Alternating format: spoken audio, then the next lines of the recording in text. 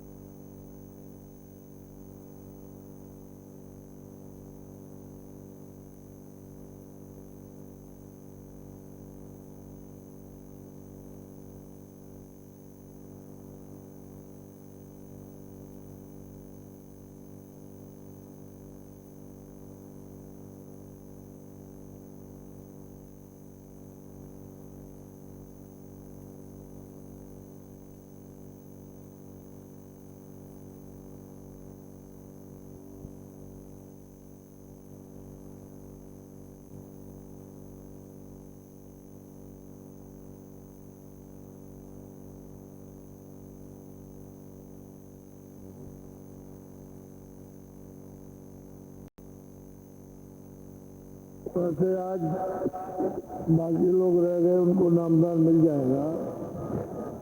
इसमें ये विशेष कि अपने पहले काम कर लो, जो भी घर गृहस्थी के हो, काम करने के बाद जब आपको समय मिले, 10 मिनट का, 5 मिनट का, 15 मिनट का, उतनी देर जब आपकी इच्छा हो तो ध्यान करो, जब आपकी इच्छा हो भजन करो, और जब आपकी इच्छा हो सुनो। इसमें समय उसके लिए कोई बंधन नहीं। लेट के समय मिल जाए, बैठ के समय मिले, बैठ के।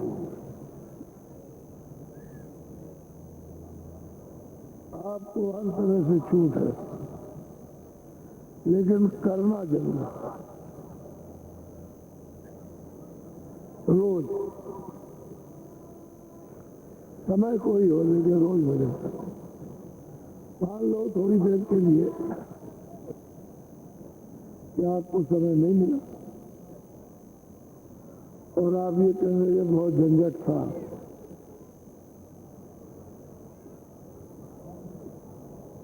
हम उस झंझट में भजन नहीं कर सकते, तो करने वाले के लिए तो कुछ नहीं। ये तो आपका आलस हो गया कि झंझट था। जो करने वाले होते हैं, जिनको लगन लग जाती है, वो सब जगह समय निकल आता है। मान लो कि आप झंझट लग गया, तो जब आप मैदान में जाओ, टट्टी जंगल जाओ, तो वहीं पर बैठ जाओ और दोनों काम कर लो।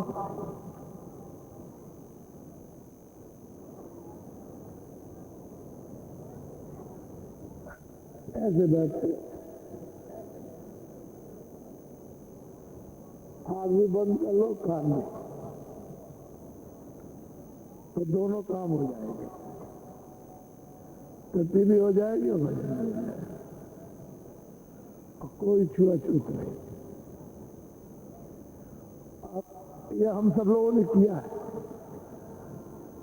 अब अपनी बात बता, औरों की तो बात छोड़ दीजिए, हम खुद मुक्त होगी, तो जो खुद मुक्त होगी है वो सब बता सकता है। समय जब निकालना है और फिर भजन के लिए, तो निकल आएगा। जब किसी काम को करना है, आदमी जब व्यापार करता है, तो उसकी ये लगन रहती है कि कमाया जाए। पहले तो खर्चा कर दिया उसने, और फिर सोचता है जब इसमें आमदनी हो तो देर तो लगती है, पता नहीं बीच में घाटा हो जाए, ऐसा हो जाता। तो घाटा तो उसके असावधानी से, सावधानी नहीं रहती है, इसकी वजह से घाटा हो जाता। सावधानी रहे तो घाटा नहीं होता, काम का फल मिल जाता। ऐसे ही है भजन, या आप भजन करो भी, लेकिन सावधानी न रखो तो फिर नहीं बनेगा। और सावधानी रहेगी भजन में 2 ही मिनट में बनता है। मान लो 15 मिनट, 20 मिनट, आधा घंटा नहीं, अगर सावधानी रही 2 मिनट में काम है। दिन भर का काम 2 मिनट, लेकिन वो क्या है कि मन बुद्धि चित्त कहीं जाए नहीं, और ये जरा सा हो जाए काम बनता है। इसको जानने के लिए थोड़ा सत्संग की जरूरत पड़ती है, ताकि इसमें मदद मिल जाए, तो करने वाले को साहस हो जाता है, थोड़ा सत्संग मिल जाता है उसको, और फिर नया नया होता है तो उसकी आदत पड़ जाती। इसीलिए कहा कि कोई भजनानंदी हो, जो भजन करता हो थोड़ा उसका साथ कर ले, उसके साथ से उसकी आदत बन जाएगी, भजन करने में लगन लग जाएगी, होने लगेगा। एक दूसरे की मदद से जल्दी होता है। और मान लो कोई नहीं है साथी, तो आप करेंगे लेकिन कभी कभी सुस्त हो जाएगा। तो भजनानंदी रहता है, उसके कारण फिर सुस्ती नहीं आती और सत्संग मिलता रहे। कभी महीने में, कभी 2 महीने में, कभी 4 महीने में, कभी 6 महीने में सत्संग मिलना बहुत जरूरी है, क्योंकि सत्संग ही से काम बनेगा। चलो चलो बच्चे जल्दी से वहां चलो, तुम खड़े हो गए, वहां पहुंचो जल्दी, चलो निकल चलो जल्दी।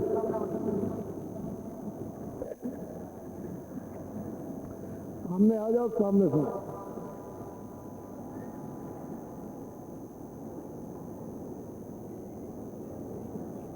तो ये अमोलक धन है, ये भौतिकवाद में लोप हो गया, क्योंकि आपने इस धन की तरफ, आत्म धन की तरफ कोई ध्यान नहीं दिया। संसार के काम का आपने अपने हृदय में स्थान दे दिया, इसलिए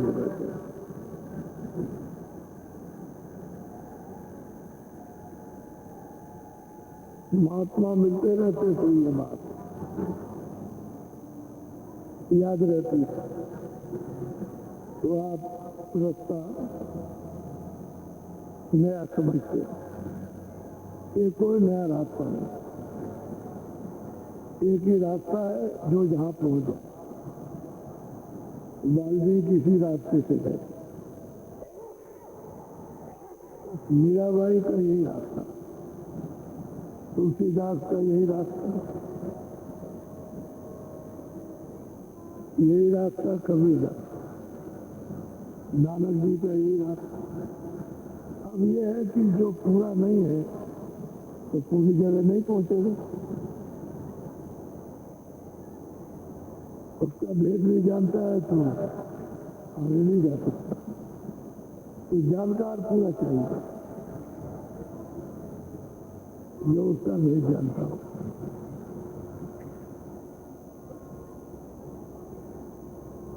इसमें विशेष ध्यान हमेशा रखना कि हम लोग शाकाहारी रहे।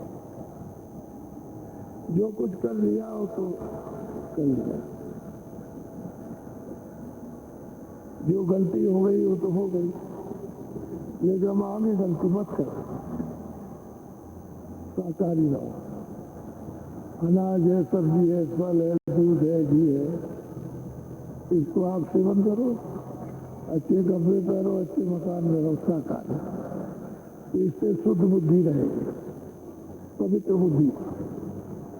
तो पवित्र बुद्धि रहेगी तो विवेक होगा। अशुद्ध दान करोगे तो मलिन बुद्धि, तो इंद्रिया चलायमान हो जाएगा, काम क्रोध लोभ मोह अहंकार जाग जाएगा, तो बुद्धि नष्ट होते ही पतन हो जाएगा। तो शाकाहारी से शुद्ध बुद्धि, अशुद्ध आहार से अशुद्ध बुद्धि। बीड़ी तम्बाकू पियो, इसके लिए कोई मना नहीं, पर और कोई ऐसा नशा मत करो जो बुद्धि को पागल कर देती। अब उसकी चेतना खत्म, क्योंकि नशे से सो गई तो चेतना खत्म हो गई, अब वो कुछ सोच नहीं सकती। ऐसा कोई नशा मत करो। बाकी तो आप गृहस्थाश्रम में हो,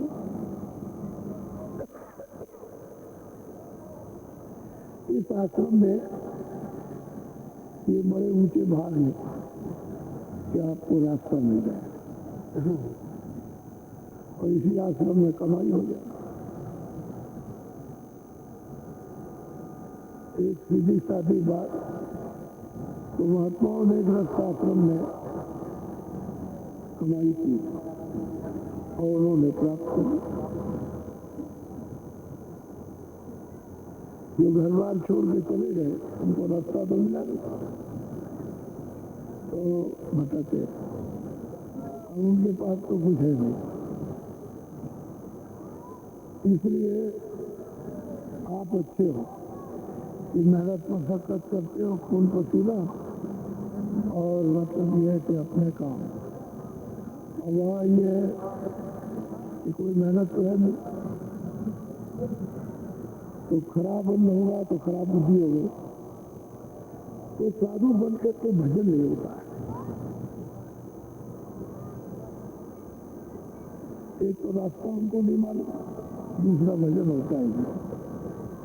तो महात्माओं ने गृहस्थाश्रम के लिए विशेष जोर दिया कि गृहस्थाश्रम में रहो,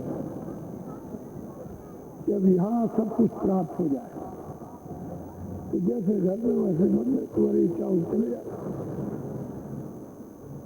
मैं यहाँ कुछ गाँव तो हो गया काम, तो न बाहर कोई तकलीफ नहीं है कोई तकलीफ। और जब तक काम बनता नहीं है तब तक गृहस्थाश्रम में रहना अच्छा है।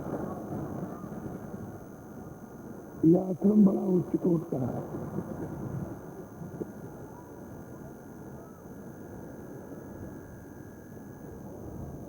चलो चलो बच्चों, जो रह गए बाकी।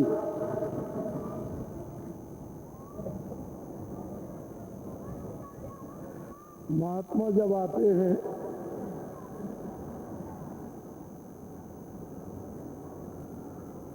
बोलो जय गुरुदेव, गुरुदेव जय गुरुदेव, जय गुरुदेव नाम किसका, जय गुरुदेव नाम किसका, जय गुरुदेव नाम किसका।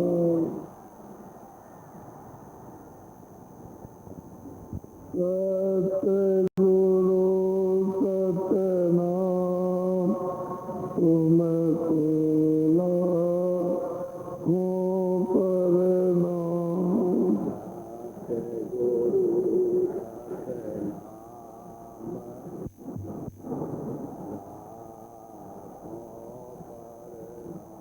कोटिन सूरज चांद सितारे, कोटिन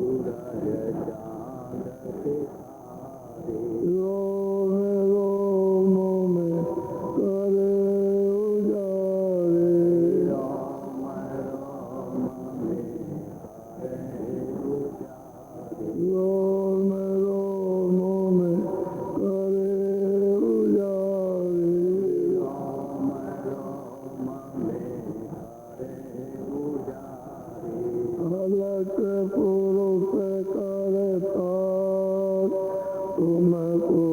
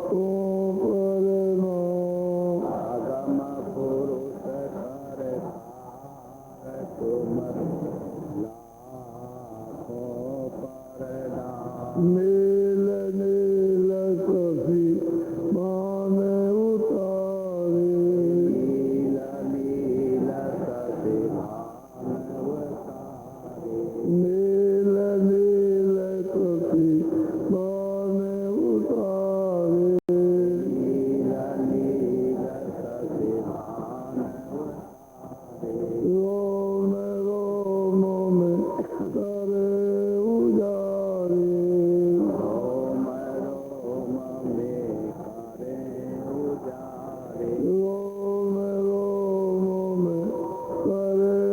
उजारे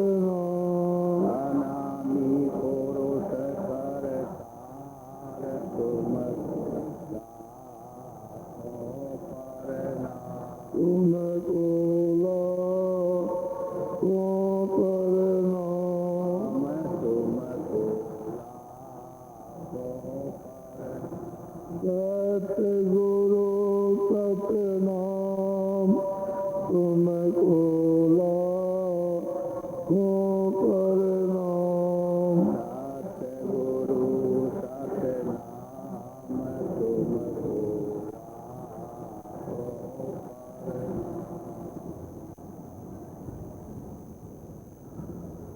बच्चे और बच्चियों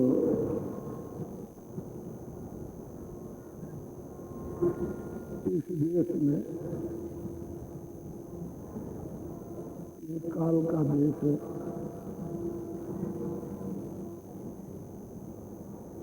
इसमें काया देखा, शरीर देखा, कर्मों का अधिकार देखा, पाप और पुण्य, और आपको बेड़ी पहरा दी। एक सोने की बेड़ी, एक लोहे की, दोनों बेड़ी एक ही रूप में। सोने की बेड़ी से भी जीव बना और लोहे की बेड़ी से कुछ कर नहीं सकता। जब तक बना यहाँ से छूटकर आजाद होकर मालिक के देश में नहीं जा, अपने घर में नहीं पहुंच सकता। तो महापुरुष आए, जीवों को जगाया, इनको होश में आए। ये तुम्हारा घर नहीं है, तुम बहुत दिनों से इस मृतलोक में कर्मों की मुसीबत में भाग भाग से कष्ट उठा रहे। अब ये रास्ता है अपनी गाँव में अनमोल मनुष्य शरीर का। तो ये रास्ता मनुष्य शरीर से जीवात्मा का जाता है। चलो हम तुमको ले चले, तुमको मदद देंगे, सहायता करेंगे। तो थोड़ा सा शरीर के नाते थोड़ी मेहनत करना और बाकी हम करेंगे। तो पहले तो जीव सुनने के लिए तैयार नहीं है। महापुरुषों ने विशेष कृपा की तो जीव सुनने को तैयार है कि आप जो कुछ कहते हैं। तो तरह तरह के प्रमाण मांगते कि प्रमाण दे दीजिए, कहाँ लिखा हुआ। तो महात्मा फिर उसको प्रमाण दे दीजिए। जब ये शंका समाधान उनकी हो जाती है तो कहते हैं कि अच्छा चलिए, तकलीफ तो बहुत है, फिर भी हम जानते हैं कि मनुष्य शरीर फिर नहीं मिलेगा। तो अब आप आए तो हम चलें, आप जुक्ति बता दीजिए। तो उसको जुक्ति देते हैं, रास्ता बता दे दे कहते हैं चलो चलेंगे। अच्छा चलेंगे तो सुमरन ध्यान भजन करता है। तो वो कहते हैं कि तुम घाट पर थोड़ी सी बैठने की मेहनत करो। ये दोनों आंखों के बीचों बीच में घाट है, तुम रोज बैठा करो तो तुम्हारी संसारी आदत बदल जाएगी और मन में परमार्थी आदत बच जाए। तब तुम इनकी मदद ले लेना, थोड़ी मेहनत तुम करना, थोड़ी हम करेंगे, तो जल्दी ये काम बन जाएगा। जीवों ने ऐसा ही किया, घाट पर ले आए और उनको खड़ा कर दिया। यहीं से देखो, वही घाट पर से देखते हैं, बहुत बड़ा लोक है, बड़ी सुंदर सुंदर चीजें देखते हैं। तो महात्मा कहते हैं कि ये भी तुम्हारा नहीं है, जैसे ये मृत्यु तुम्हारा नहीं है वैसे ये भी नहीं। आगे चलो, तो इधर मत देखो, इधर तो उधर देखता है तो इनसे सबसे अच्छा, इन सबसे ज्यादा आनंद, सबसे ज्यादा सुंदरता, सबसे ज्यादा आकर्षण। तो कहता है कि महाराज छोड़ा नहीं जाता। अरे भाई तू ये नहीं छोड़ता था, उसको छोड़ दिया था, ये पता नहीं। अरे आगे चल, अभी तो आगे बहुत। तो क्या अच्छा ठीक है, चले। फिर भजन करता, उसको बताते आगे चलता, फिर आगे के लिए तैयारी करता। तो जब आगे बढ़ जाता है तो इससे भी वो सुंदर और आनंद है। अब उसका मन उसमें दब गया, कहता है महाराज बस हो गया साधना, अब पूरी हो गई, ये बहुत आनंद है। अरे कुछ नहीं, किसी को देखता है तो किस से महात्मा उसको बच्चे की तरह से संभाल कर उसको ले जाए। ऊपर ले जाएंगे तो ब्रह्मांड ईश्वर का जब साक्षात्कार करता है तो कहता है बहुत सुंदर है, बहुत खूबसूरत है, अगर चाहिए उसी देवी का दर्शन करते हैं, यही सब कुछ है। अरे भाई ये नहीं है, अभी तो आगे तेरा घर तो आगे यहाँ तो बड़ी मुश्किल से आगे चलने की तैयारी, चलना तो उसी को है लेकिन मचलता है, हर जगह फंसना चाहता है, धीरे धीरे निकाल के जब ले जाते हैं पार ब्रह्मांड पद में पहुंचाते हैं तो वहां कहता है हो गया, हमको सब मिल गया, अब कुछ बाकी नहीं रह गया। अरे भाई यहाँ कुछ नहीं है, तो यहाँ कहाँ फंसा, जब इसको खा ले जाते और सच्चे महासागर अथाह सागर इसको पहुंचा देते तो कहते हो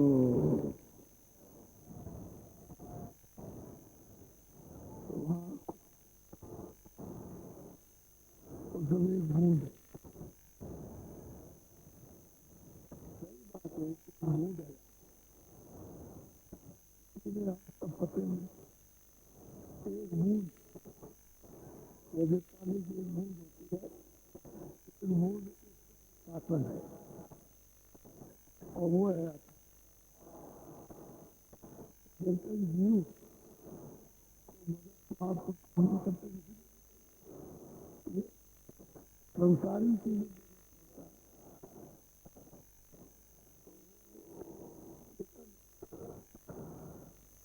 इन्हें उसको कैसे तो जब उसको पूरा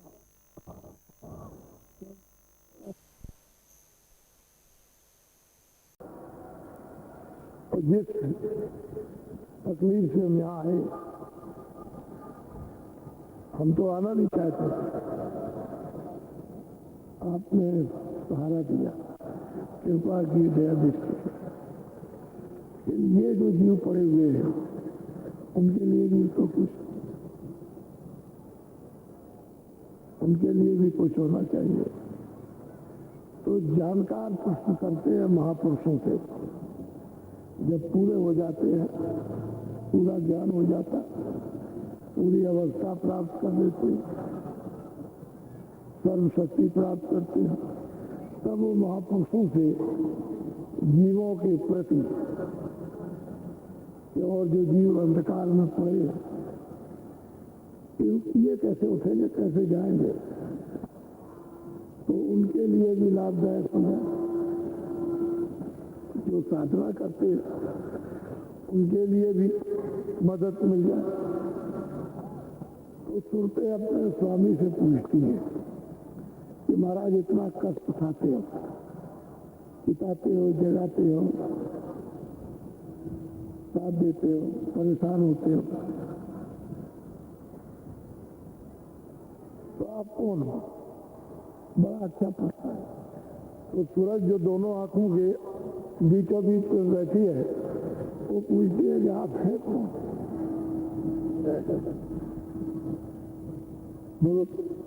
बहुत ध्यान से सुनिए।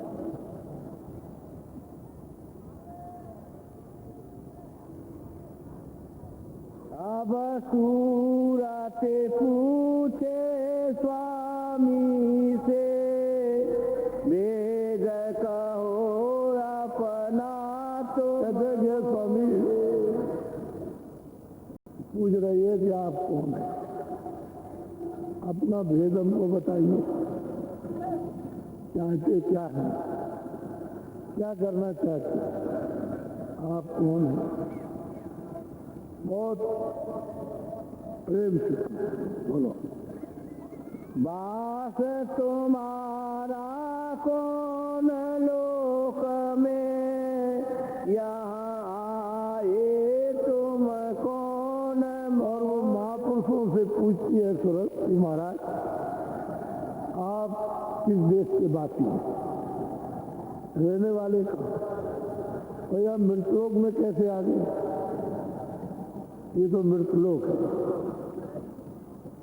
आप रहने वाले कहाँ के हैं तो कैसे आए? और ये तो मृतलोक है। बोलो, देश तुम्हारा कितनी दूर, खोजे सूरत न पावे। और जो दोनों आंखों के बीचों बीच में जो सूरत बैठी पूछती है, इस मृतलोक से आपका देश कितनी दूर है? हमने तो यहाँ कितने युग हो गए, कितने कल्प बीत गए, अनंतों, तब से खोज किए, कहीं पता नहीं लगा। तो आपका देश यहाँ से कितनी दूर है? तो बहुत प्यार से पूछते, मैं बिछड़ी तुमसे कहो कैसे, देश पर आए आए। और वो सूरत कहती है कि हे स्वामी, आप कहते हो कि वो देश तुम्हारा है, तो मैं आपके देश से कैसे बिछुड़ गई? तो सतलोक जो आपका है, यहाँ कैसे आ गई? तो मृतलोक है, तो मैं बिछुड़ी क्यों? मुझे अलग क्यों किया गया? पराये देश में क्यों भेजा गया?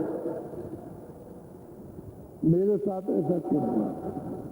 तो स्वामी से पूछती है, संदेह हो गया। बोलो, मेरा हाल भिन्न करेगा देश अपना मोहि लखा। और वो सूरत कहती है कि आप मेरा सब भेद, मैं यहाँ कैसे कैसे आई, कैसे कैसे भेजी गई वो, और अपना देश मुझे दिखाइए। आपका देश कहाँ है? मुझे वहां से यहाँ क्यों भेजा गया? ये सब मेरी शंका को दूर कर दीजिए। बोलो,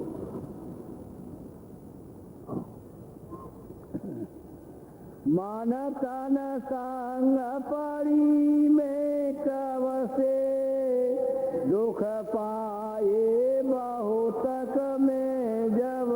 कि ये बताइए कि मन और तन, तन कहते हैं शरीर, इन इंद्रियों के साथ में कब से या आकर के पड़ी? क्यों कि यहाँ तो न मालूम कितने दुख पाए, कितने जन्म, कितने मरण, 84 नरकों में तरह तरह की यातनाएं उठाई। तो मुझे इसमें क्यों भेज दिया? क्यों तन मन में डाला? ये भी मुझको बताइए आप। और आप कहाँ के रहने वाले? बोलो, क्यों भूली में देश तुम्हारा, आए पड़ी परदेश ने। तो सूरत कहती है कि स्वामी आपका देश में क्यों भूल गई? और जब आपने अपने देश से भेज दिया तो यहाँ क्यों आकर के परदेश में पड़ी? मुझे अपना देश क्यों नहीं मिला अभी तक? तो मेरे ऊपर में ऐसी नाराजगी, अप्रसन्नता क्यों हुई? बहुत प्यार से पूछती। बोलो, पाताल बसो के मृत्यु लोक में, स्वर्ग बसो के ब्रह्म लोक। अब उसकी शंका यह है कि क्या आप पाताल लोक में, पाताल लोक कहते हैं अमेरिका वगैरह, या आप स्वर्गलोक में, देवलोक में, आप वहां हैं कि आप यहाँ हैं? किस लोक में आप रहते हैं? बोलो, विष्णु लोक वैकुंठ धाम में, इंद्रपुरी या शिव मुका। कहते हैं विष्णु लोक में रहते हैं या इंद्र लोक में रहते हैं या शिवपुरी में? किस लोक में आपका निवास है? कहाँ के रहने वाले, कहाँ से आए? ये हमको सब अलग अलग बताइए। कृष्ण लोक या राम लोक में, प्रकृति लोक या पुरुष। अब वो पूछते हैं कि भाई कृष्ण लोक तो अलग है, राम लोक भी अलग है, शिव लोक भी अलग है, इंद्रपुरी भी अलग है, स्वर्ग भी अलग है, सब लोग अलग अलग हैं। तो आप क्या उनमें रहते हैं, राम लोक में कि कृष्ण लोक में? किस लोक या प्रकृति लोक? तो सब पूछ रही है, बहुत ऊंचा प्रश्न कर रही है। लेकिन ये सूरत वही कर सकती है जो दोनों आंखों के पीछे झांके और जिसकी दिव्य दृष्टि खुल गई। वो प्रश्न है दूसरों के हितों के लिए, सच्चा प्रश्न कर रही है देख करके, और पूछ रही है कि जो उत्तर मिलेगा वो इन सब के लिए लाभकारी होगा। बोलो। तब हसे शब्द स्वामी बोले, सुनो सुरति तुम मैं कहूँ खोले। अब वो बहुत प्रसन्न होकर के कि सूरत तूने बहुत ऊंचा प्रश्न सबके लिए पूछा, तो मैं खोल करके तेरी शंका का निवारण कर दूं। तुझमें शंका ही ना है, शंका तेरी चली जाए। बोलो। जो तू पूछे वेद हमारा, कहूँ सभी अब करे। अब वो सूरत से कहते हैं स्वामी, जो संत आते हैं वो उसको समझा रहे हैं कि तूने हमारा भेद पूछा है तो मैं विस्तार से तुझे बता देता हूँ, तेरी सब शंका चली जाएगी। बोलो। मैं हूँ अगमय नाम माया, रहूं मौज में अधर सा। अब वो कहते हैं कि मैं अनाम हूँ, मेरा कोई नाम, अगम हूँ, मेरी कोई गम नहीं, और मैं अधर में ऊपर, सबसे ऊपर अपनी मौज में रहता हूँ। मेरा भेद कोई जानता नहीं। बोलो। मेरा भेदन कोई पावे, मैं ही कहूँ तो कहना। वो संत कहते हैं कि हे सूरत, मेरा भेद कोई नहीं जानता, मैं यहाँ आकर के कहूँगा तभी जानकारी होगी, मैं उसको कोई जानता नहीं, कोई नहीं। मैं आऊँगा और यहाँ बताऊँगा, सूरतों को ले जाऊँगा तभी जानकारी होगी, जब तक नहीं बताऊँगा तब तक मेरा भेद कोई जानता नहीं। बोलो। प्रथम अगम रूप में धारा, दूसर अलख पुरुष हुआ। वो कहते हैं संत सदगुरु जीवों सूरतों से कि देख मैं मौज में अधर में था, मैं अनाम था, अरूप था, मेरा कोई नाम नहीं, और मेरी मौज उठी तो मैंने अगम रूप धारण किया, अगम लोग बनाए, और उस पर एक सूरत को मैंने बैठा दिया, उसको कहते हैं अगम मालिक। मैंने एक रूप तो अगम पुरुष का धारण किया। बोलो। तीसर सात पुरुष में भया, सात लोक में ही। अब वो कहते हैं कि पहला रूप तो मेरा अगम था, दूसरा रूप मेरा अलग, और तीसरा रूप धारण किया मैंने सत्य, और सतलोक स्थापित किया। अगम लोक, अलग लोक और सतलोक, इन तीनों में मेरा सतरूप है, लेकिन मैं इन तीनों से अलग हूं। न मैं अगम लोक में हूं, न मैं अलग लोक में, न सतलोक। इनमें मेरा तीनों निखालिस, मेरा रूप मेरा बोध रहता है, और मैं अगम हूं, मैं अनाम हूं। वो अनाम अलग है। बहुत उसको साफ उत्तर दे रहे हैं। कहते सूरत तू मेरी अब बात सुन। हाँ बोलो। इन तीनों में मेरा रूप या से उतरी कलाया। कहते हैं कि इन तीनों में मेरा रूप है, और सतलोक से सतपुरुष से उनकी मौज मर्जी से एक नीचे उतार हुआ एक कला नीचे उतरी। सारा विस्तार ही सतलोक से नीचे होगा, ना वो अलग लोक से होगा, ना अगम लोक से, ना अनामी लोक से। वो तो बिल्कुल अलग है। तीनों में मेरा रूप, और यहाँ से एक कला उतरी। सब रचना के आधार सतपुरुष ही होंगे। बोलो। यहाँ तक निज कर मुझको जानो, पूरन रूप मुझे पाई। और संत कहते हैं कि देख सूरत, सतलोक में मैं पूर्ण हूँ, अलग लोक में भी पूर्ण हूँ, अगम लोक में भी पूर्ण हूँ, और अनाम भी। जो एक बार सतलोक में सूरत पहुंच जाएगी तो वो कहीं भी बीच में रुकेगी नहीं। वो अलग लोक में आएगी, अगम लोक में आएगी, और कहते हैं कि अनादि था, उसको कोई रोक नहीं सकता। इनमें मेरा मैं पूर्ण हूँ, मैं सतलोक में भी पूर्ण हूँ, और अलग लोक में भी पूर्ण, अगम और अनामी में तो मैं रहता ही हूँ। मैं वहां से आया हूँ, तू वहां की रहने वाली है। कहते हैं कि तू कैसे आई है, वो बताएंगे। बोलो।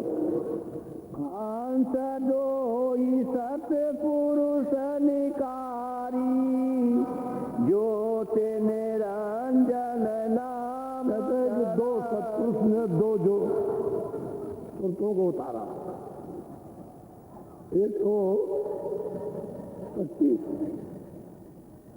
एक निरंजन बाबा।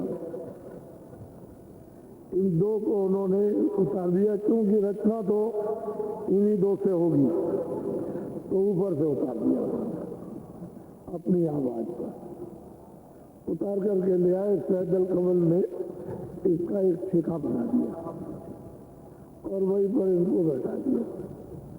इन्हीं दो कला उतर करके आई, ज्योति और निरंजन भगवान। और किसने अपने से बाहर किया? सतलोक से नीचे उतार दिया। बोलो। यह दो कला उतर कर आई, जंजरी दीप में आने समा। कहते हैं कि ये कला दो उतर करके आई, और सहजल कमल उसी को जंजीरी दीप कहते हैं। बहुत बड़ा लोक है। कहते हैं वहां आकर के वो है। उस समय पर तो सुरतें भेजी नहीं गई थी, सतपुरुष ने तो भेजा नहीं था उनको। बस ये कहते हैं कि मुद्दतों तक ये तपस्या करते रहे। उसी सहजल कमल जंजरी दीप मुकाम पर बैठ करके ये दोनों के दोनों उसी की सतपुरुषी की तपस्या करते हैं, ध्यान करते रहे। अब भी ध्यान वैसे अखंड करते हैं। वो ध्यान उनका टूटा नहीं, ध्यान टूट जाए तो रात चला जाए, तो ध्यान होता रहता। बोलो। यहाँ बैठी त्रिलोकी रची, पाँच पीने की धूम। सहजल कमल में बैठ करके तीन लोक की रचना का निरंजन भगवान ने वृत्तांत किया। उस सतलोक से इनका उतार हुआ, और वो सभी के द्वारा उतार हुआ। वैसे तो कोई रास्ता है नहीं, वो सभी से उतर करके आए, और उसका जंजीर दीप में सहजल कमल में टेका, वही इनको बैठा दिया। यही बैठ करके ये ज्योति से और रल मिल करके रचना का विस्तार करेंगे। यही बैठ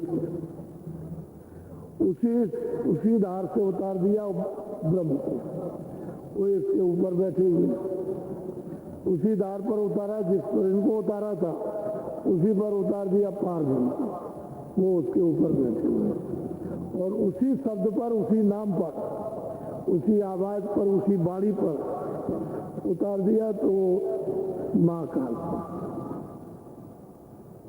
नीचे उतर। पूरा रचना का मंडल, जितने भी मंडल है वो तो सत्पुरुष में बनाए, अनेकों अनंतों बेशुमार। लेकिन यह है कि जब ये मंडल बना दिए तब फिर इनको भेजा तो बैठा दिया।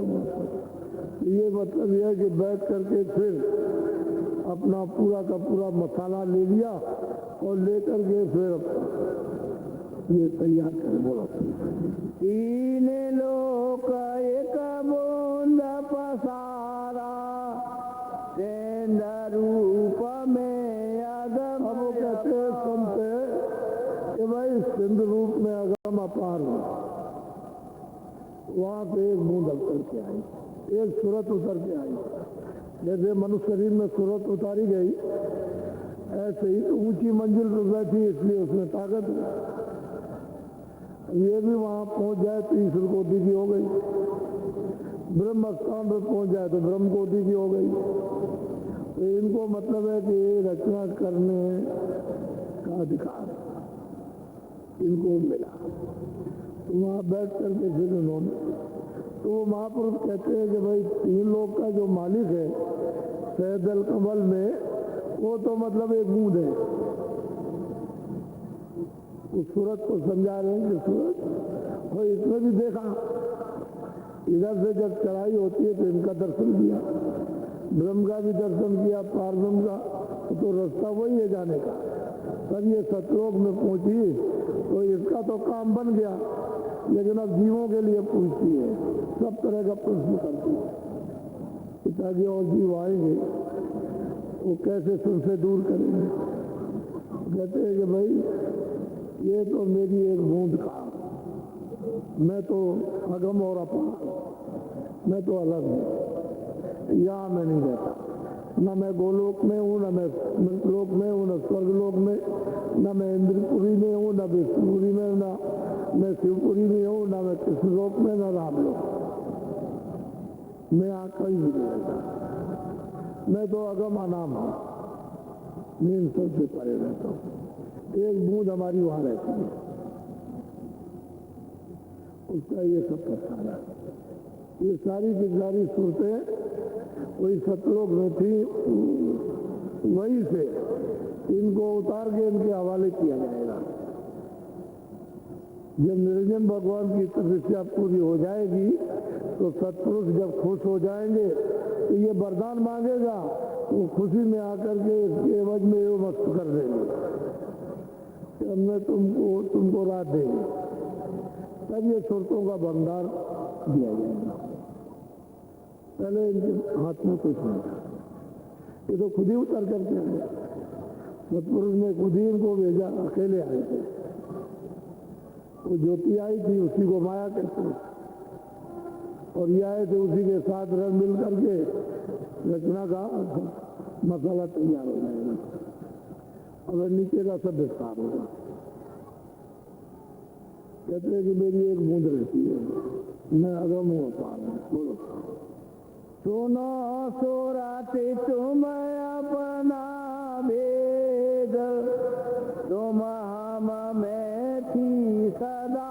कहते सूरत तू अपना भेद सुन ले, तू मुझ में थी अभेद, कोई मुझसे अलग थी नहीं, मेरा ही रूप था, मुझी में थी। अगर पानी की बूंद पानी मिल जाए तो पानी हो गई, समुद्र हो गई। तो कहते हैं मैं तो अथाह हूँ, तू मुझ में थी अथाह, अभेद थी, कोई किस तरह का भेदभाव कुछ नहीं, आनंद थी। बोलो। काल करी हम सेवा भारी, सेवा बस होई कुछ। बहुत प्यार से समझाते हैं कि सूरत, जब मैंने काल को उतारा नीचे तो उसने हमारा ध्यान किया, सेवा की, अखंड सेवा की बहुत समय तक। तो सेवा बस होकर के उसने मुझे पसंद कर लिया, मैं उससे खुश हो गया और उस सेवा के बस होकर के मैंने तुझको उनको दे दिया, मैंने दे दिया सेवा के बस।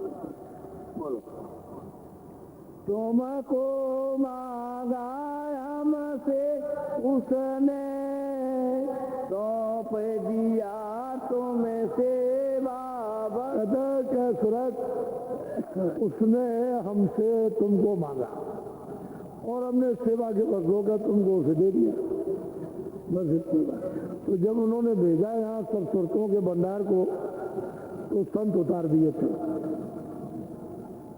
साथी कि भाई वहाँ कोई चीज होगी तो ये रहेंगे, ये तुम्हारा सब समाचार हमको देंगे, सब भेद बताएंगे, ये बराबर रहेंगे।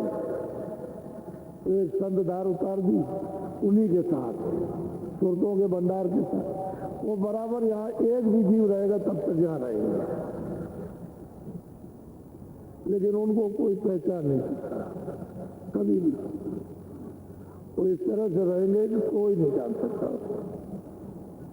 और बराबर सब मंडलों की वो संभाल करते रहेंगे, यहाँ की सब समाचार सब मंडलों का उसको पहुंचाते रहेंगे। वो सच्चे दरबार के सच्चे दरबारी, किसी भी मंडल का उनसे भेद नहीं छुपा, मित्र लोग हो या कोई लोग हो या स्वर्ग लोग हो, वैकुंठ लोग, विमान हो, कोई लोग भी हो, पार विमान हो, सब समाचार सतपुरुष को मिलता रहेगा। ये तो है गुप्त संप्रदाय। अब वो जो प्रगट आते हैं वो जीवों को जगाते हैं, तो कहते हैं कि अरे भाई हमने तुझको उसको दे दिया, उसने सेवा की और वो हमको तुमको मांग करके लिया। बोलो, काल लाई तन मन में घेरा, दुख सुख पाया तुम, काल मांग करके ले आया तुमको, तन में इसमें डाल दिया और तन मन और इंद्रियां ये सब मसाला मिलाकर, और तुमको दुख दे रहा, तकलीफ बहुत ही रहा।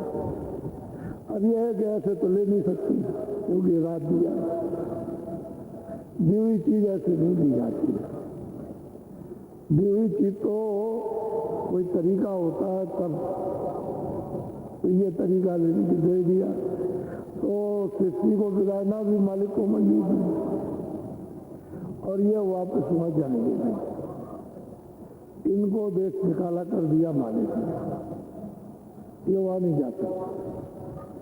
तो कहते हैं भाई तुमको ले आया मांग करके, यहाँ जा करके कारण शरीर में, सूक्ष्म शरीर में, लिंग शरीर, ईश्वर शरीर में लाकर तुमको बंद कर दिया और तुमको कर्मों का विधान बनाकर तुमको फंसा लिया।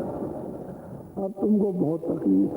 बोलो, दुख में देखा तुमको जब ही मौज उठी हम आए, जब तुमको हमने दुख में देखा कि तुमको बहुत तकलीफ मिल रही है,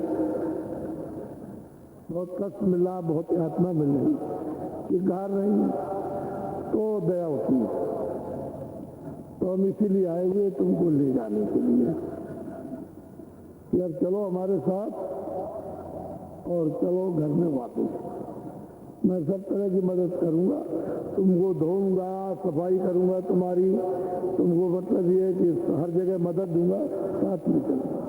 चलो तुम चलने की कमर कस लो कि मुझे चलना है, तो घर में पहुंच चलोगे।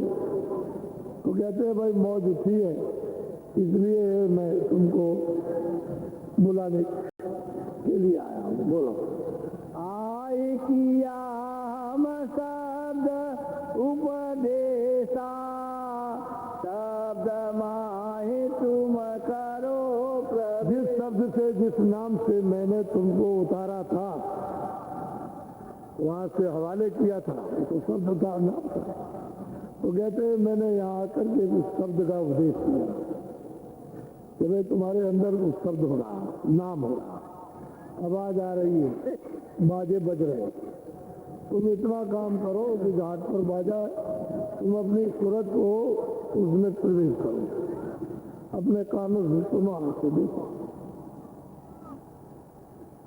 आंख से कान से सुनो देखो, और सूरत को शब्द में प्रवेश करो, रिलैक्स हो, उसको जोड़ दो, उसमें रत हो जाओ। मैंने ये आकर शब्द का उपदेश जिस शब्द से लाया हूँ उसी शब्द का उपदेश किया कि अपने घर बोलो। शब्द शब्द पौड़ी हम रखी, चारे चारे पहुँचो न। अब वो संत कहते हैं कि सूरत हमने शब्दों की सीढ़ी बना रखी है, एक स्थान से दूसरा, सब दूसरे स्थान से तीसरा, तीसरे स्थान से चौथा, तो इस शब्द को पकड़ो और वहां पहुंच चलो तो वहां उसका दर्शन होगा, फिर दूसरा पकड़ लेना, फिर उसको पकड़ो, पकड़ कर चढ़ चलो तो तीसरा पकड़ लेना, फिर उसको पकड़ो तो फिर चढ़ कर के चलो तो चौथा पकड़ लेना, और फिर पांचवा जब पकड़ो तो सच्ची नगरी में दाखिल हो जाए, सच्चा देश, सच्चा धाम।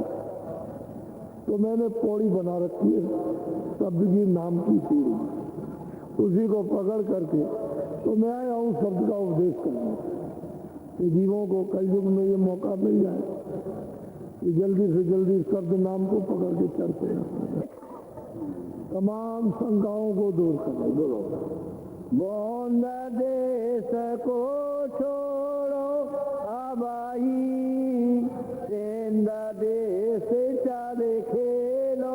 कहते हैं ये बुंद देश है, इसमें तो सुख है नहीं, जो स्थान अपूर्ण है उसमें पूर्ण कर दीजिए। कहते हैं इसको छोड़ दो और चलो शब्द के द्वारा नाम पकड़ करके चढ़ चलो, और वो तो सिंध है, वहां स्वतंत्र रहना। कहने का मतलब है फिर कभी जन्म मरण नहीं, जब जन्म ही मरण नहीं होता 84 नरक फिर क्या चीज है।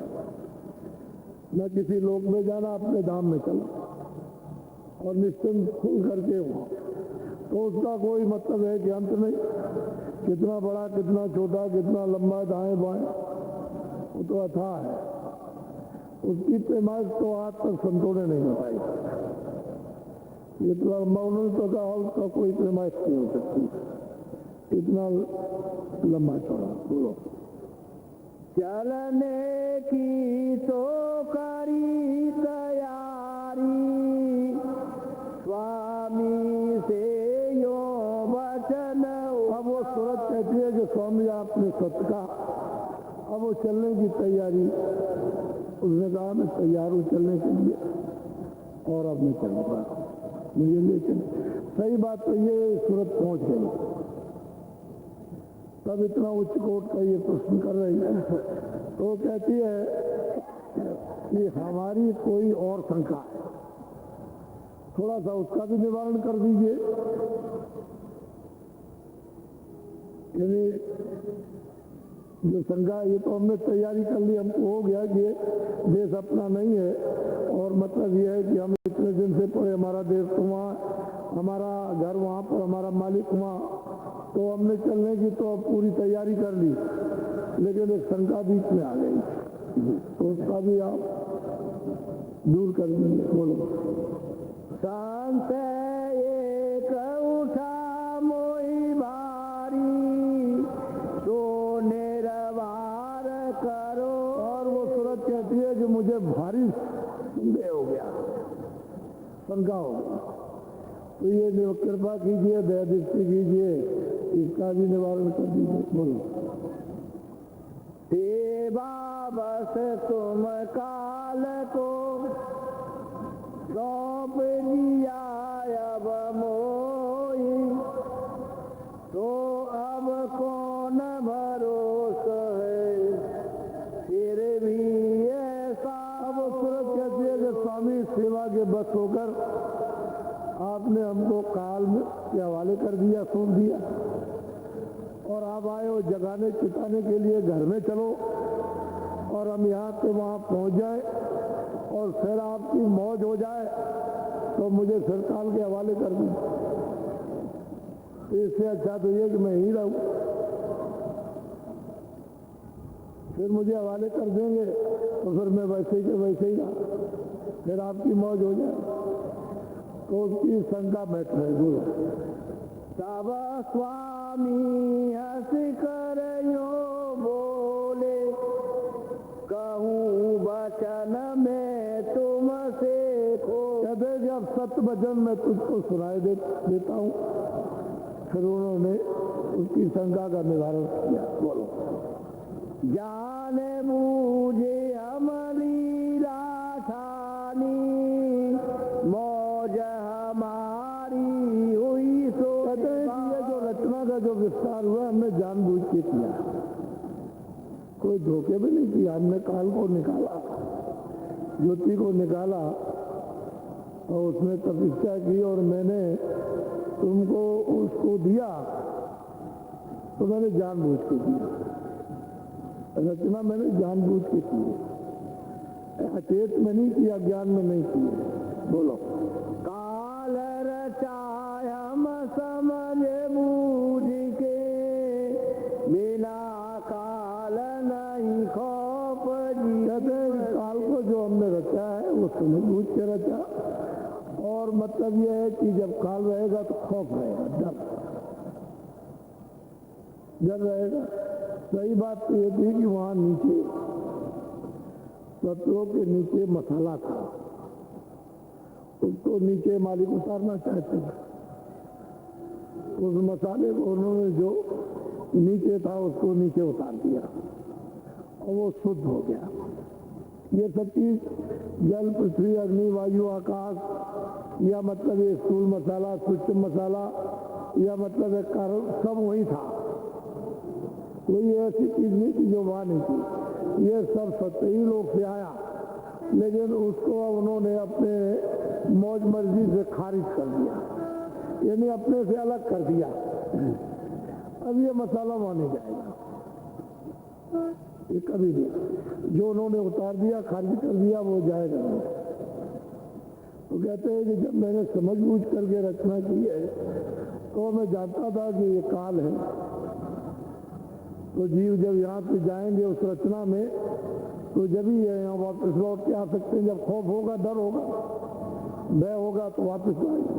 वो मारेगा, पीटेगा और मतलब ये पता नहीं क्या करेगा, तो फिर मतलब इनको डर होगा और यहाँ से कोई जाएगा तो इनको ले आएगा। तो समझ बूझ करके रचना की गई। कदर ब्याल नहीं बिना काल के, मौज उठी सब जब तक काल नहीं होगा तब तक कदर, इज्जत यानी दयाल की नहीं होगी। लोग दयाल को जानते ही नहीं। वह दयाल कहाँ है, रहमान कहाँ? वो जो रहमान का जो दया का सागर है उसको लोग जानते ही नहीं, मालूम नहीं करते। तो जब काल शक्ति जीवों के साथ करेगा तो फिर दयाल का जब संदेश सुनेंगे तो कदर हो जाएगा, नहीं तो ये उधर जाते ही नहीं। इधरी नरक की तरफ रास्ता खोलेंगे, चले जा रहे हैं। तो कहते हैं समझ बूझ करके रचना की है। बोलो। दिया निकाले काल को वहाँ से, दखल काल अब कभी न यहाँ। कहते हैं कि मैंने काल को निकाल दिया है, अब वो वापस कभी नहीं आएगा, वो वहीं रहेगा।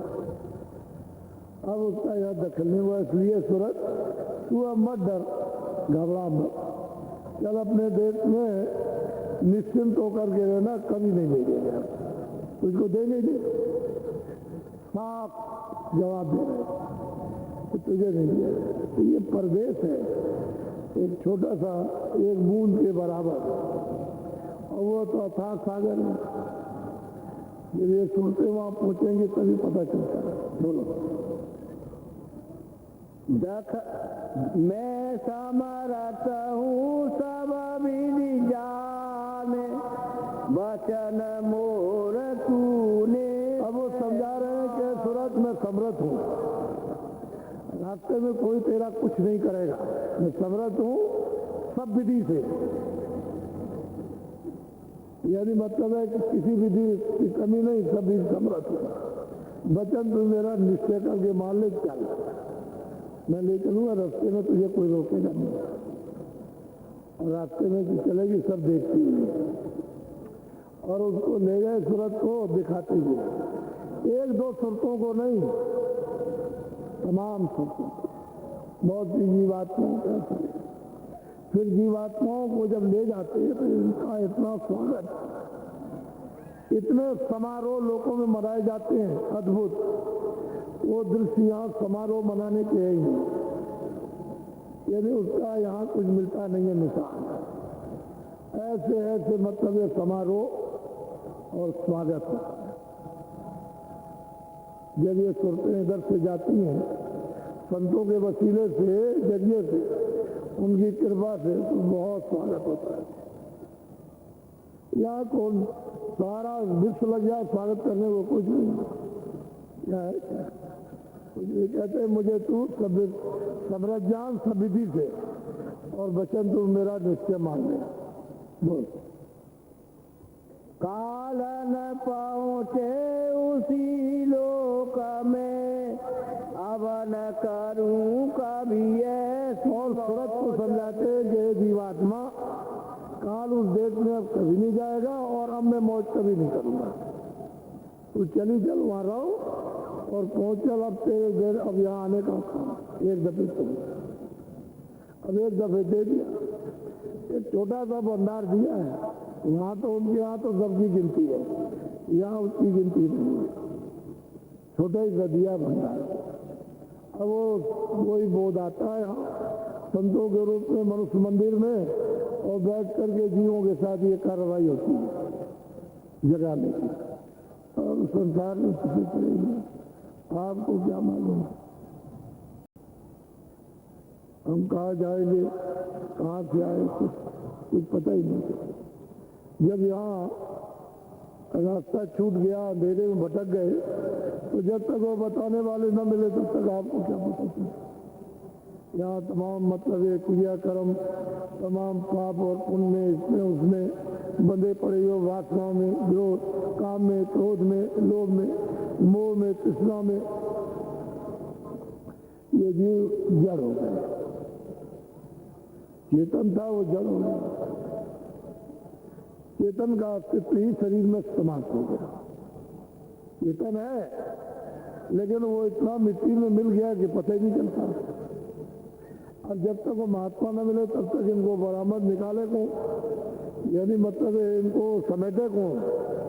और महात्मा के बाद तो समेटने की युक्ति है, तो युक्ति से उसको समेट लेते, निकाल कर लेते हैं उसका, और ऊपर ले आते हैं दोनों आंखों। और यही से तो मतलब है कि रास्ता शुरू होता है, तो प्रकाश में लाके खड़े होते हैं तब दिखाई देता है। ऐसे तो जीवों को कुछ नहीं मालूम, जानते, पता ही नहीं। मैंने एक छोटा सा एक प्रमाण आपको दिया, यही और महात्माओं ने भी वर्णन किया। जो जो समय पे आते हैं कुछ न कुछ कह जाते हैं, इसलिए कि उनके एक प्रमाण शहादत रहेगी कि हमको मालूम हो जाएगा कि नहीं और भी आए थे। उन्होंने भी जीवों को पहुंचाया, समझा बुझा के, उन्होंने भी पहुंचाया, उन्होंने भी पहुंचाया। इस तरह से संत गति उसको कोई नहीं जानता। तो कोई योगी गति तो है नहीं, न ऋषि मुनि गति है, संत गति तो अपार। उसको सुरते ही जो जाएगी वही जान सकती, बाकी चीज को जान नहीं सकते। तो आपको वो सही मार्ग, सही रास्ता देना चाहते हैं कि भाई तुम कुछ कर लो बचे हुए समय में। तो थोड़ा बचा है तो काल का देश है, थोड़ा सा समय उसमें काया दी है, उसमें थोड़ा समय और उसी में कुछ कर लो तो अच्छा रहे। नहीं तो समय पूरा हुआ तो काया अपने ले लेगा,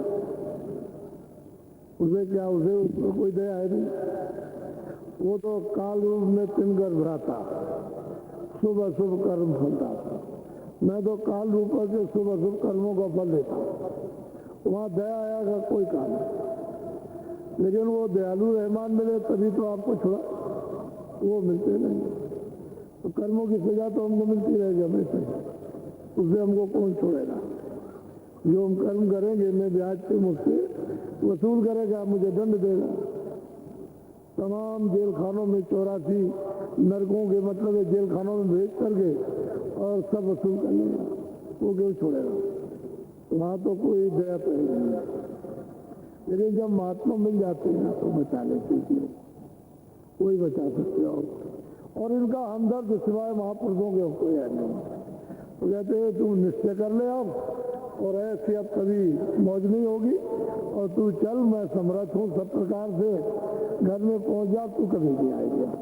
उन्होंने शंका का समाधान किया। वैसे ये सूरत पहुंच गई तब उसने ऐसा प्रश्न किया। यही मतलब सहजोबाई ने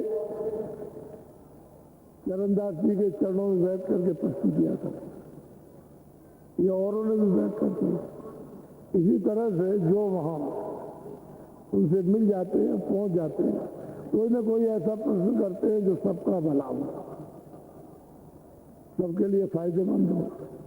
तो हम देखते हैं ये बड़े तकलीफ में है, तो ये फतेह पड़े हुए हैं, तो इनको परमार्थ का भी थोड़ा बहुत रास्ता मिल जाए, स्वार्थ भी हो जाए, परमार्थ भी हो जाए। हम तो कोशिश इस बात की कर रहे हैं। इसलिए आप कुछ पा नहीं सकते हो। ये उपदेश वो तरह का नहीं है जैसा सोचते हो, उसमें से कुछ मिलेगा नहीं। ये तो ऐसा उपदेश है विलक्षण।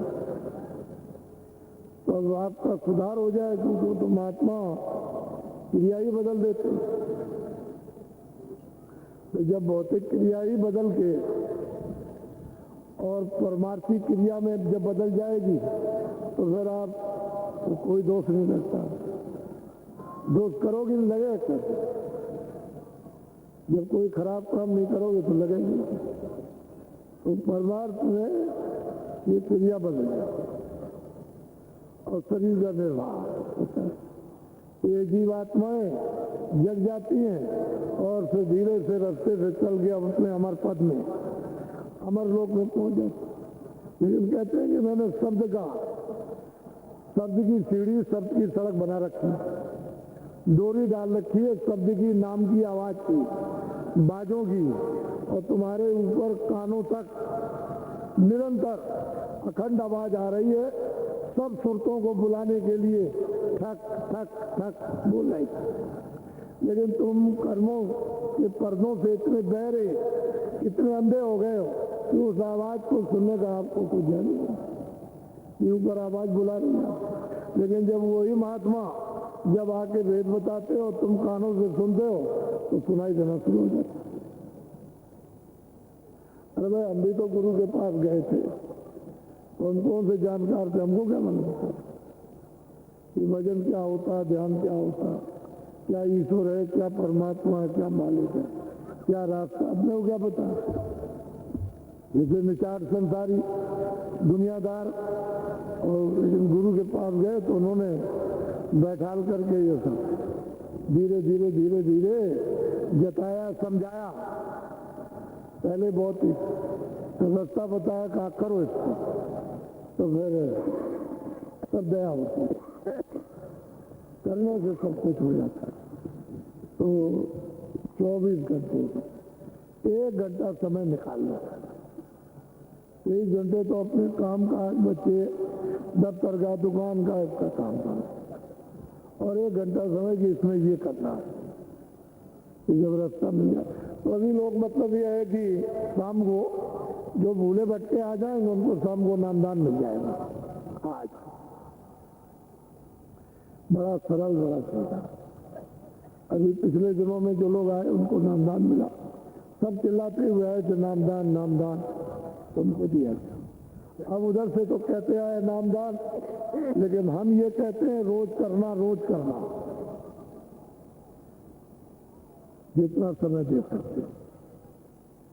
2 मिनट 4 मिनट 10 मिनट, 2 मिनट से 4 मिनट हो जाएंगे, 4 से 10 मिनट, लेकिन करना चाहिए, धीरे धीरे बनने लगता, क्योंकि दरवाजा सच्चा, जब उसको खटखटाओगे बोलने लगेगा, जब खटखटाओगे तो सुनाई देने लगेगा, क्योंकि जब खटखटाओगे दरवाजे को तो अंदर से आवाज आएगी, तो तुम सुनने लगोगे, तो धीरज हो जाएगा कि नहीं आ रहा है दरवाजा खोलने के लिए, आ रहा है। धीरे धीरे रोज रोज खटखटाते रहो तो आवाज देता रहेगा, एक दिन खोल देगा, जब खोल देगा तो आँख खुल जाएगी, कान खुल जाएगी, दिखाई भी देना शुरू हो जाएगा, सुनाई देना, जब दिखाई सुनाई सुना शुरू होगा, रस आनंद मिलने लगेगा। तो दुनिया से सब चीजों से ज्यादा आनंद जब मिलने लगेगा, अपने आप चुप हो जाओगे, इधर से अपने आप। इसलिए ये भी चीज आपके साथ है। और ये भूम ज्योतक के क्या इनका जो भूम ज्योतक है, इनका ये सम्मेलन ये 2-3 तारीख को रखा था। तो ये चकाचौंध में जो रो रहे चिल्ला रहे हैं, तो इनकी चकाचौंध भी जरा बंद हो जाए और सही दिशा ले ले। तो ये रो रहे चिल्ला रहे तो कोई ना कोई बताने वाला होना चाहिए कि चलो इधर चले चलो, ऐसे मुड़ जाओ, तो अपना रास्ता मिल जाएगा। लोग तो सोचेंगे इधर जा रहा है, रास्ता जो हो गया, अपना रास्ता घर का मिलना चाहिए। तो असल में महात्मा बड़े दूरगामी और जीवों को आगे से घेरते, पीछे से नहीं, आगे से। पहले तो आवाज देंगे, अरे उधर कहाँ जा रहे हो, गड्ढा है, ये है, वो, गिर जाओगे, मर जाओगे, कुछ नहीं मिलेगा। जब ये जीव नहीं समझेंगे, चले जा रहे भगे हुए, तो आगे से घेरते, फिर आगे। तो जीवों के साथ बहुत उच्च कोट का काम कर, ये तो जीव ही है बेचारे, क्या जाए, निर्गार करके ले लेते। अब वो तो मतलब अब ये ऐसा उपदेश चल रहा कि सबको भजन कर रहा है, सब वर्ग के लोग बैठे भजन करते, मुसलमान भी करते, सब करने लगे। हमारा मकसद मतलब यह है कि चेतन से चेतन का भजन होना चाहिए, जो चेतन को गति भी मिल जाए, छुटकारा होता है, जन्म मरण की पीड़ा से, दर्द से, इंजाल से जी छूट जाए, तो लोग भजन करने लगे और लोगों का भजन होने लगा।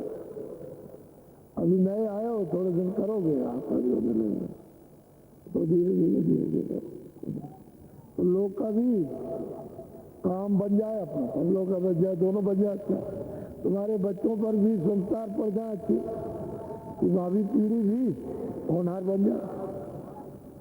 तो माँ बाप बने तो मतलब ये है कि वो तो महात्माओं का ऐसा यानी दया का असर होता है कि भावी पीढ़ी भी बन जाती है, वो भी परमार्थ के रास्ते में चली जाएगी, तो उसका भी कल्याण हो जाता है। और तो ये आपने जो कल का प्रस्ताव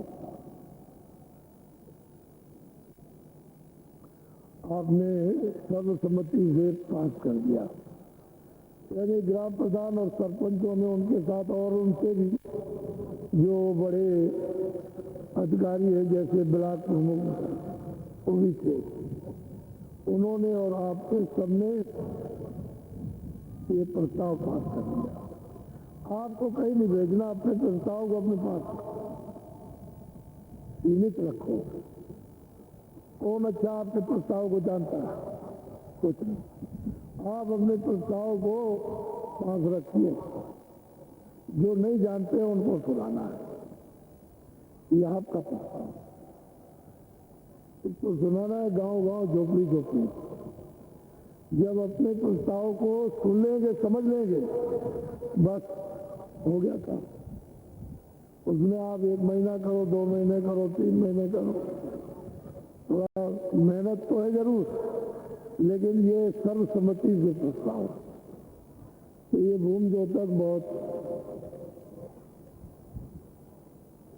वफादार है,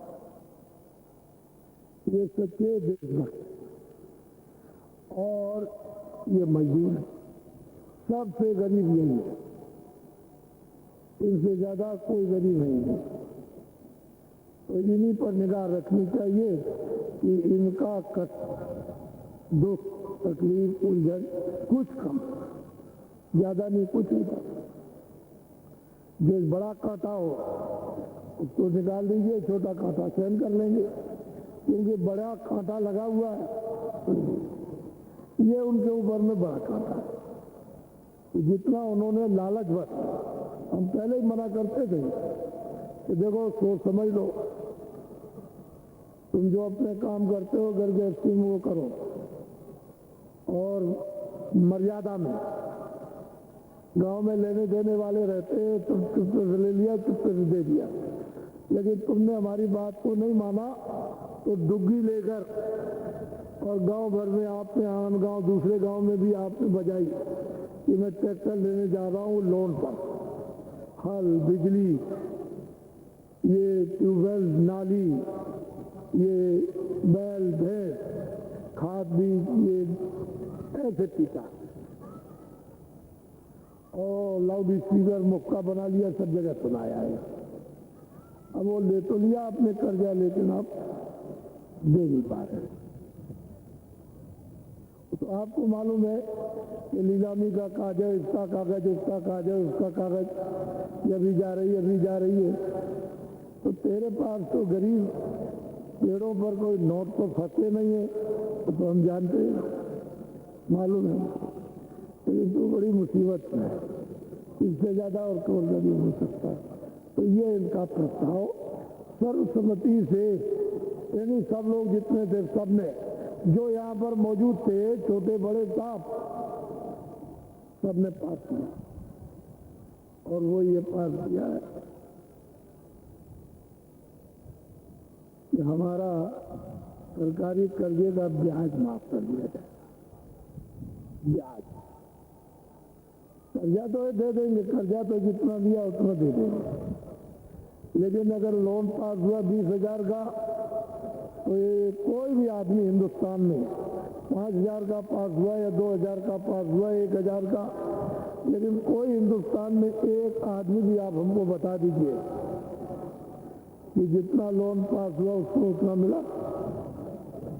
देखिए, मिला? अरे आपको जितना पास हुआ मिला, तो हम किसी को दोषी नहीं कहते, और आपको कोई सजा भी नहीं मिलेगी, कोई आपकी निंदा भी नहीं, कोई आलोचना भी नहीं। हमको इससे कुछ मतलब नहीं, ये है कि ये दोनों तरफ से मरे, कि पूरे पर लगेगा ब्याज और देना इनको पूरा पड़ेगा, तो एक गरीब आदमी मर गया। तो हम ये थोड़ी कहते हैं कि भाई जो कर्जा लिया वो न दे, वो तो दे दीजिए ब्याज। तो ये इनका सर्वसम्मति से प्याज पास हो गया कि ब्याज माफ, यानी ये प्रस्ताव वो है कि माफ कर दिया जाएगा, हो जाना चाहिए नहीं है, ये हो जाने आने वाली बात नहीं, कर दिया जाएगा, सीधी बात। ये प्रस्ताव पास हुआ है, ये हो जाना चाहिए, आइए नहीं, हो जाएगा, मोटी सी बात, सीधी। तो वो शब्दों को आप समझने की कोशिश करें तो इसमें सबका लाभ है, इसमें सेठ साहूकारों का, इसमें बच्चों का, छात्रों का, अधिकारियों का, जितने भी मनुष्य हैं सबका लाभ होगा। हम जानते हैं उसको कि लाभ, हम क्यों इसकी व्याख्या करें, सबका लाभ। ये सबसे गरीब, और आप लोग अभी तक दुग्गी 43 सालों से बचे रहे हैं कि हम गरीबों की मदद करें, गरीबी दूर कर देंगे, और ये सबसे गरीब और सबसे बड़ी संख्या वाला भूमज्योतक ये चिल्ला रहा सरेआम, और पता नहीं मतलब कौन गरीब है।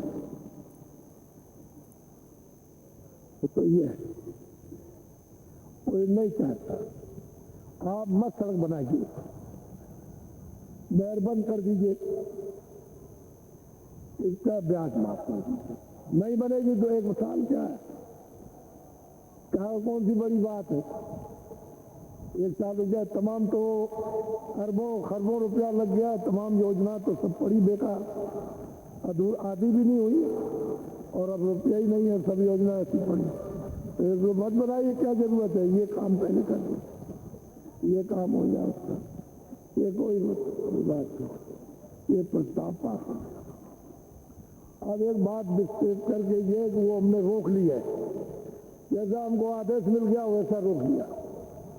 एक बात और थी, अब तो उसमें ये प्रस्ताव ये पास हुआ है कि शासन हम पर वही करेगा, शासन हम पर वही करेगा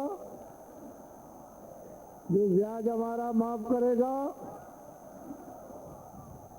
ये, और वोट हमारा उसी पर पड़ेगा, वोट हमारा उसी पर पड़ेगा। ये प्रस्ताव पास हुआ है, ये पास हो गया। अभी फरवरी में 9-10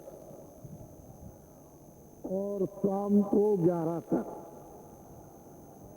3 दिन का कार्यक्रम, यानी 9-10 और शाम को 11 तक फरवरी के महीने में, यानी 9 फरवरी, 10 फरवरी और 11 फरवरी की शाम तक ये काशी के रेती मैदान में, यहाँ पर जग हुआ था ऐतिहासिक, उसी जगह पर ये सम्मेलन, ये भूमि ज्योतियों का होगा। किसका सम्मेलन होगा? भूमि ज्योतियों का। अब ये 3 महीने का तो समय आपको दिया है, 3 महीने 9 दिन, यानी 1 तारीख को भंडारा था, तो 1 तारीख से लगा लीजिएगा और 3 महीने 9 दिन। लेकिन ये आपका अभी दिसंबर, जनवरी और 9 फरवरी को, 9, 10, 11 को काशी में, यानी इस पार नहीं उस पार, काशी जिधर बसी उधर नहीं, दूसरे मतलब है दूसरे रेतीले मैदान में सामने, ये कार्यक्रम आपका वहां होगा 9, 10, 11 फरवरी को। 6 फरवरी को आप ये नोट कर लो, 9, 10, 11 फरवरी को काशी में, यानी रेतीले मैदान में उस पार होने जा रहा है, उस पार होगा गंगा जी के उस पार, वहाँ क्योंकि अच्छा है। चलो काशी भी देख लोगे, अभी मथुरा देख लिया, तो काशी भी देख लेना, चलो मतलब है गंगा भी स्नान कर लेना। अरे मतलब ये है मन मथुरा दिल द्वारका, काया काशी जान और 10 देह का देहरा था में जोत पहचान। यही बात तो ये है कि ये मनुष्य मंदिर है, इसमें तो सब खजाना भरा हुआ है, लेकिन नहीं जानते हो कोई बात, जब जान जाओगे तब समझ में आ जाएगा। तो ये एक सम्मेलन वहाँ बीच में, मैं अभी ये कार्यक्रम समाप्त हो जाएगा अभी 10-12 दिन में, तो मैं यहाँ से निकलता हूँ अपने दौरे पर। अब किधर जाऊँगा उधर कार्यक्रम करता हुआ, और मतलब ये है कि उसमें कोई विशेष 9, 10 और 11 को कोई विशेष प्रबंध नहीं करना। अरे भाई 1-2 दिन के लिए तो बना के साथ ले आते ही हो कि भाई पता नहीं रास्ते में रुक जाए, कहीं रुक जाए, तो चलो मतलब ये कुछ साथ बना के ले आना, और थोड़ा बहुत मतलब ये कि किलो 2 किलो आता उसी झोले में डाले लिए चले जाना, टेक्कर बन जाएगा। टिक्कर बन जाएगा, ठहर जाओ। और लाइट उसके लिए भी नहीं, उसके लिए तो आपको अभी बाद में जब ये दौड़ा होगा और इनके सबके उपदेश होंगे इन भूमि जोतकों के, और मतलब ये है कि इनके सब सरपंच प्रधानों के जगह गए तो ये बता देंगे कि ये प्रकाश नहीं है, तो प्रकाश लेते आना बहुत रहेगा। क्या है, झंझट झमेले में खत्म करो, समझिए। इतने झंझट झमेले क्यों, कम से कम कर दो। जितने कम झंझट झमेले रहेंगे उतने अच्छा रहेगा। और कुछ त्याग भी होना चाहिए, रेती में जाकर के थोड़ा बहुत तो त्याग। फरवरी का महीना बड़ा अच्छा है, कोई ना ज्यादा गर्मी ना कोई ज्यादा ठंडी, महीना बहुत अच्छा, और दिन भी बहुत अच्छा, और स्थान भी बहुत अच्छा, वो भी ठीक है। तो सब सुजोग, और वो मतलब ये है कि आप सबको बता देना कि 9, 10, 11 फरवरी को काशी में होने जा रहा उस स्थान पर जिस पर की जग हुआ था, जो 79 में जग हुआ था, उसी स्थान पर होने जा रहा। अब ये तमाम लोग देखो, वहां उस पार में सब दिखाई देगा, सारी काशी उधर देखेगी, अब की बार देखने को मिलेगा। तो मैंने आपको ये बताया कि अब जोर शोर के साथ, जरा भी यहां से जाने के बाद में कमी नहीं, तेजी के साथ में 10 गुना तेज रफ्तार से जल्दी से अपना काम करो, देर करने की जरूरत नहीं। और गांव-गांव में झोपड़ी में जगा दो। देखो आप, मालिक की दया है, उसकी करता। बोलो जय गुरुदेव, जय